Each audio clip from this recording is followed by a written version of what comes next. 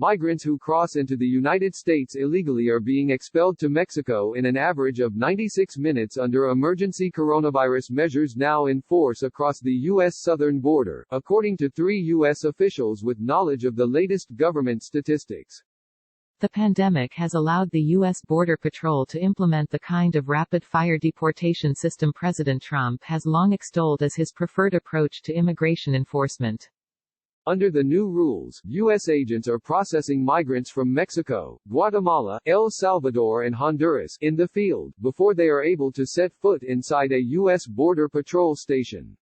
The migrants are then whisked back to the border and sent into Mexico. Read full coverage of the coronavirus outbreak.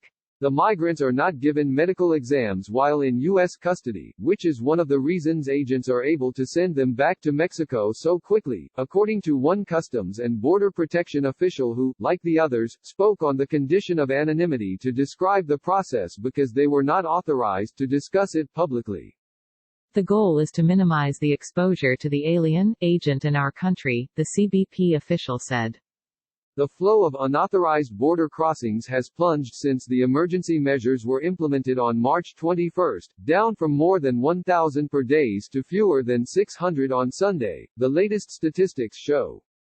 Sign up for our Coronavirus Updates newsletter to track the outbreak. All stories linked in the newsletter are free to access.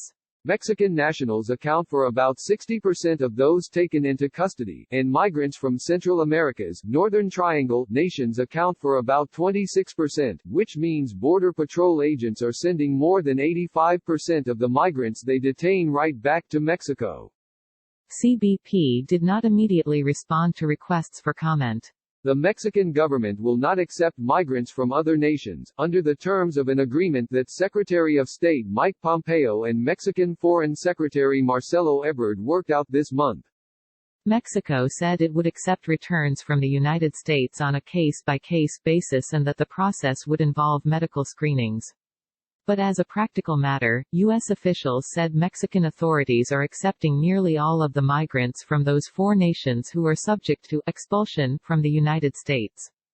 Migrants who have U.S. arrest warrants or serious criminal records and those who cannot be summarily expelled are being booked and detained in U.S. facilities using standard practices, U.S. officials said. In some locations, the Border Patrol has set up outdoor processing tables in the parking lots and garages of its stations. U.S. authorities say the goal of the emergency model is to reduce the number of detainees in U.S. custody and minimize the risk of spreading infections across border stations and throughout immigration jails. The emergency measures did not initially apply to unaccompanied minors taken into custody after crossing the border without a parent. But U.S. authorities said some underage migrants also are eligible for expedited deportation to their home countries.